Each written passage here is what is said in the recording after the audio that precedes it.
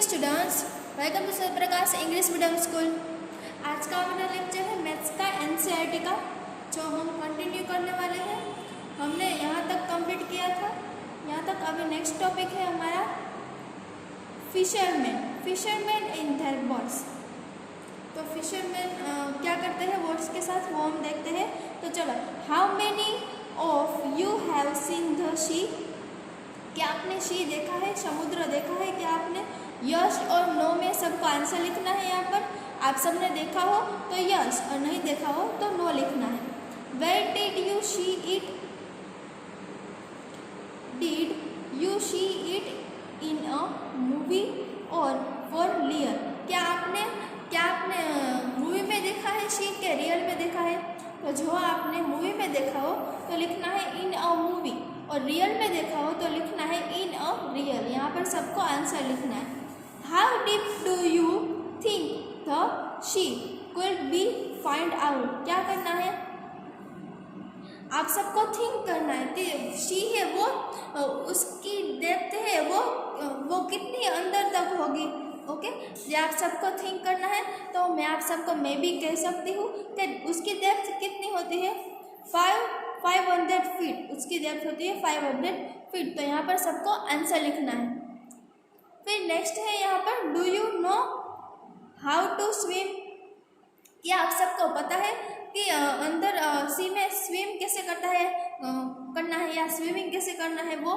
तो आप सबको पता हो तो यस लिखना है, और नहीं पता हो तो नो आंसर लिखना है। यस और नो में सबको आंसर लिखना है। फिर है, would you be scared of the high sea waves? तो सी है, उसमें हाई वेव्स आते हैं, तो इसमें लिखना है यस। ओके स्टूडेंट्स, फिर नेक्स्ट है पेज टर्न करना है सबको, और पेज नंबर 6 पर देखना है। Close your eyes and imagine the sea with waves rising high. तो आप सबको इमेजिन करना है, अपनी आइज क्लोज कर इमेजिन करना है कि the sea with waves rising high. जब वेव्स है वो हाई आ रहे हो तब कैसा लगता है वो आप सबको इमेजिन करना है। How high do you think the wave can go? How high do you think the waves can go? Waves जब आते हैं तो वो कितनी स्पीड से आते हैं वो आप सबको पता होगा। आई थिंक मैं आप सबको बता देती हूँ कि 45 मीटर मोर देन 45 मीटर की उसकी स्पीड है वो होती है। तो यहाँ पर आंसर लिखना 45 मीटर्स मोर देन। ओके, उसके बाद यहाँ पर देखो आप सबको पिक्चर्स दी गई है सी की, ये वेव्स आ रहे हैं। फिर नेक्स्ट है, imagine that there are fishermen in their boats going up and down with the waves. Boat से जब वेव्स आते हैं तो तब क्या होता है वो, जब बोट से वो चलती है तो जब वेव्स आते हैं तब वो डाउन हो जाती है। बीच में क्या देखो, यहाँ पर वेव्स दिख रहा है, वेव्स आया तो उसके ऊपर वो होती है, फिर वेव्स चला गया तो वो फिर से डाउन हो जाती है। They start their trip when it is still dark. Some go on a simple boat made from logs of wood tied together. क्या होता है कि आप सब कहीं पर ट्रिप पर गए होंगे तो क्या होता है, जब डार्क होता है यानी अंधेरा होता है तब भी ये बोट से क्या वो चल सकती है। Boats made from logs of wood tied and together. Boats किससे बनती है? वो वुड से बनती है, जैसे आप सबको यहाँ पर पिक्चर से दिख रहा है। देखो यहाँ से डोरी से बांध दिया है ऐसे। If the sea is rough with very high tides and a strong wind। यानी क्या, जब हवा क्या ज़्यादा होती है तब क्या होता है कि वो टाइड्स हो जाते हैं।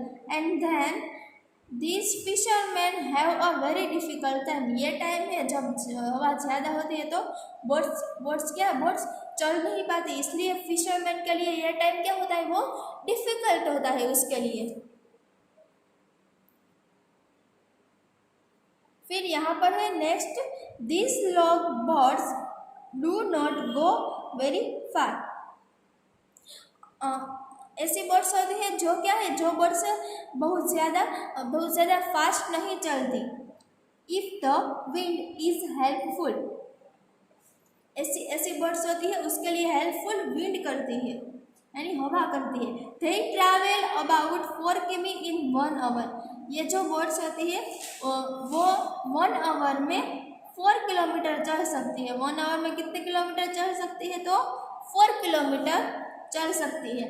How long will they take to go a distance of 10 किमी। वो क्या है, 10 किमी है, वो 10 किमी चलने 10 किमी जब चलती है तो कितना टाइम लगता है, तो ये हमें देखना है। तो 1 आवर में 4 किमी चलती है। ओके, मीन्स यहाँ पर 4 किमी चलती है। फिर यहाँ पर कितनी 10 किमी कहा गई है, 10 यानी यहाँ पर 4 + 4, ओके, 4 + 4 + 2 क्या हो गया, 4 + 2 8, 8 + 2 यानी 10, ओके। 10 किलोमीटर यहाँ पर कहा गया है, तो 1 आवर में कितना होगा, 4 किलोमीटर। तो और 1 आवर में क्या होगा, 4 किलोमीटर। 4 + 4 + 2 यानी 10 किलोमीटर, ओके। तो क्या होगा यहाँ पर, क्या कहा गया है, 10 किलोमीटर यानी 1/2 आवर में ये 2 आवर्स और 30 मिनट्स तक उसका उसे टाइम लगेगा। 10 किलोमीटर तक चलने में उसे 2 आवर्स और 30 मिनट्स का टाइम लगेगा। Guess how far you can go in 1 hour if you walk fast. आप सब जब वॉक में चलते हो तो 1 आवर में कितने किलोमीटर आप सब उसका जो टाइम आप सब 1 आवर लगते हैं, तो कितने किलोमीटर है वो आप सब चल सकते हैं।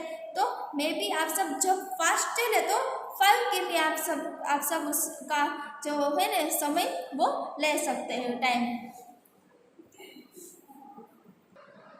Fishermen can feel the wind and look at the sun to find out क्या which way to go। क्या करता है फिशरमैन है, वो फील कर सकता है कि विंड कहाँ पर है, यानी हवा कहाँ पर है, वो फील कर सकता है। And look at the sun, वो सन को देखता है। और to find out which way to go, और सन को देखकर वो उसे पता चल जाता है कि उसे कौन से वे पर उसे जाना है।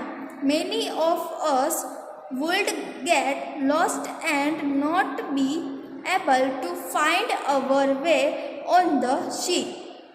क्या कहा है, many of us would get lost and not be able to find out way on the sea पर वो जब जाता है तो वो क्या सन की हेल्प से उसे वे है वो उसका जो वे है वो उसे पता चल जाता कि उसे किस तरफ जाना है। वो फिर वो चलता है, यानी गेट लॉस्ट, वो चलता है। And not be able to find our way on the sea, वो सी पर उसके वे के साथ वो चलता है। Where you only see water, जब वो बीच में पहुंच जाता है, यानी आप सब ने देखा होगा सी है, उसके बीच में आप सब गए हो तो आप सबको पता हो, आप सबको चारों तरफ आप सबको क्या वाटर ही वाटर दिखता है, कोई भी रास्ता समझ में नहीं आता कि कहाँ पर जाऊँ मैं।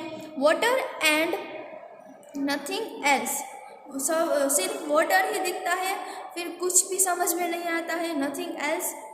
Find out, look at the sun and find out the direction from where it's rising. या क्या कहे, look at the sun and find out the direction from where it rising. Sun है वो कहाँ पर राइज होता है, तो सन है वो आप सबका आई थिंक पता ही होगा, सन है वो ईस्ट में वो राइज होता है, तो इसका आंसर है ईस्ट। यहाँ पर इसका आंसर है ईस्ट। ओके, क्लियर है ना, यहाँ पर ईस्ट लिखना है। Name 2 things that are lying to your west. क्या कहा गया है कि name 2 things that are lying to your west. यहाँ पर देखो ये है जैसे कि यहाँ पर ये है वो आप है, तो ये सन है, वो क्या हुआ, वो ईस्ट है। सन यहाँ पर यहाँ से देख रहा है तो ये ईस्ट हुआ, तो उस ईस्ट के उसके ऑपोजिट यानी ये क्या हुआ, वेस्ट हुआ। ओके, वेस्ट हुआ, तो वेस्ट में क्या आएगा, हट एंड ट्री। देखो इसका मैं क्लियर आंसर दे देती हूँ, आप सबको नहीं समझ में आया तो पहले क्या करना है, fisherman can feel the wind. Fisherman है वो विंड है उसके फील कर सकता है। Look at the sun to find out, वो सन को फाइंड आउट करता है और विच वे टू गो, सन किस तरफ जा रहा है, उस तरफ उसे जाना है, इसलिए वो फाइंड करता है। Many of us would get lost and not be able to find our way on the sea। जिस वे पर सन जा रहा है उसी वे पर फिशरमैन है वो जा रहा है, यानी हमें कुछ नहीं पता कि वो किस जगह जा रहा है, वो उसी जगह जाना होता है। फिर to find our way on the sea where you only see water, तब क्या होता है कि जब वो अंदर चला जाता है सी में तो हमें क्या दिखता है, ओनली वाटर ही दिखती है, चारों तरफ वाटर दिखती है एंड नथिंग एल्स, कुछ भी नहीं दिखता, और वो अंदर गया है वो हमें दिखता है, फिर क्या हुआ वो हमें नहीं पता। फिर है फाइंड आउट, तो look at the sun and find out the direction from where it rises, from where you are what interesting thing do you see to your east, कहाँ पर होता है सन कहाँ पर हमें दिखता है, तो सनराइज होता है वो हमें ईस्ट पर दिखता है, तो यहाँ पर लिखना है east. Okay, east. Name two things that are lying to your west, यहाँ पर क्या है, जैसे इस पिक्चर्स में देखो, यहाँ पर एक बच्चा है वो देख रहा है सन की तरफ, तो वो क्या हुआ, ईस्ट हुआ। ईस्ट के ऑपोजिट यानी ईस्ट के ऑपोजिट क्या आता है, वेस्ट, तो वेस्ट में कौन सी पिक्चर्स है, यहाँ पर देखो दिख रहा है, ये ट्री दिख रहा है और ये हट दिख रहा है। ओके, तो यहाँ पर हट एंड ट्री लिखो आंसर, यहाँ पर हट एंड ट्री। फिर है what a catch, what a catch, तो वो देखते हैं put on the sea fisherman look for a place where they hope to find a good catch of fish, क्या करता है fisherman good catch of fish, वो अच्छे से फिश है उसे, जैसे आप सब ने देखा होगा, जैसे कि उसकी जो नेट होती है, नेट से वो जो फिश होती है वो उसे अपने पास ले लेता है नेट डालकर। दे स्प्रेड देयर नट्स, वो क्या करता है, अपनी नेट से वो स्प्रेड करता है nets. They will have to wait for many hours for the fish to come into their nets। Fisherman क्या करता है, वो वेट करता है, मेनी आवर्स वेट करता है for the fish to come into their nets, many hours वो wait करता है कि कब फिश है वो मेरी नेट में आ जाए। Look at the different type of birds, अभी क्या है, डिफरेंट टाइप्स ऑफ बर्ड है, तो वो देखते हैं बर्ड्स के भी टाइप्स होते हैं वो। Some birds have motors and go further into the sea, क्या है, सम बर्ड्स क्या होती है, वो मोटर्स, उसमें मोटर्स होती है। Since they go far out they can catch more fish, क्या होता है, since they go far out they can catch more fish, वो मोटर बर्ड क्या करती है, वो कितनी सारी फिश है उसे कैच कर लेती है। These birds travel faster, ये बर्ड है क्या, वो ट्रैवल वो जल्दी से फास्ट कर लेती है, यानी जल्दी से वो चल सकती है। At the speed of about 20 किमी इन 1 आवर, ये मोटर बर्ड है वो 1 आवर में 20 किमी चल सकती है, इतनी ज़्यादा इसकी स्पीड है। तो याद रखना, ये आप सबको पूछ सकते हैं कि मोटर बर्ड की कितनी स्पीड है, तो 20 kilometre. How far would the motor birds go in 3 and a half hour. तो क्या कहा है, how far would the motor boats go in 3.5 hour. जब वो three and a half hour चले तो वो कितना किलोमीटर चल सकते हैं, वो हमें काउंट करना है। तो क्या क्या करना है, यहाँ पर देखो 1 आवर में वो 20 किमी चल सकती है, तो 3 आवर में कितने किमी चल सकती है, यानी 20 × 3 करें तो हमारा आंसर आएगा 60 किलोमीटर। ओके, तो इन हाफ आवर में कितना, यानी यहाँ पर हमें 3 आवर का काउंट कर लिया, अभी 3.5 आवर कहा गया है, तो हाफ आवर में कितना चल सकते हैं, हाफ आवर में वो 10 किमी चल सकते हैं, यानी टोटल क्या हुआ 60 + 10 यानी 70 किमी वो चल सकती है। 3.5 आवर में बोट 70 किमी चल सकती है। फिर है how much time will they take to go 85 किमी। क्या कहा गया, 85 किमी जब वो चले तो कितना टाइम होगा, तो 1 आवर में 20 किमी। ओके, 1 आवर में 20 किमी चल सकते हैं, तो यहाँ पर 20 20 20 और 20 आप सब इसका काउंट करेंगे तो क्या आएगा 80, यहाँ पर 80 आएगा। तो टाइम टेकन टू कवर 80 किमी is equal to 4 hours. 4 hours में वो 80 किमी चल सकती है। देखो अभी हमें क्या करना है, 5 का यहाँ पर 85 काउंट कर, 85 कहा गया तो हमें 5 किमी काउंट करना है अभी। तो देखो 20 किमी में वो 1 आवर चल सकती है, 10 किमी में वो 30 मिनट चल सकती है। 20 का हाफ करना है 10, 1 का हाफ 30 मिनट। ओके, तो उसका 10 का भी हाफ करना है, 10 का हाफ क्या होता है 5 किमी इज इक्वल टू 3 का हाफ करना है यानी 50 मिनट। ओके, तो यहाँ पर काउंट हो गई 80 + 5 यानी 50 किमी। तो 50 किमी में जिसका काउंट करना हो तो क्या आएगा 85 किमी हो गया यहाँ पर आंसर। तो total time taken is equal to 4 hours and 15 minute. 4 hours and 15 minute उसे इतना टाइम लग सकता है 85 उसका जो डिस्टेंस है वो कवर करने में। ओके स्टूडेंट्स, देखो यहाँ पर ये है मोटर बोट, आप सबको मोटर बोट की पिक्चर्स दी गई है, ये दोनों ही है मोटर बोट। यहाँ पर है लॉन्ग टेल बोट, इसकी टेल है बहुत लंबी है यहाँ पर देखो, इसलिए इसे कहते हैं लॉन्ग टेल बोट। इसका नेम ऐसे ही रखा होगा क्योंकि इसकी टेल है बहुत ज़्यादा लंबी है। फिर है बिग मशीन बोट यानी traveller. Okay, big machine boat यानी इसमें बहुत ज़्यादा मशीन होंगे इसलिए इसका नाम है बिग मशीन बोट और उसका दूसरा नाम है traveller boat. Okay, but the fisherman are now very worried. Fisherman है वो वेरी वरीड होता है कि there are some very big machine boats. ये मशीन बोट है वो बहुत ही बिग है इन द बिजनेस, वो बिजनेस करने के लिए काम आती है। They go far out and put their big nets deep in the C.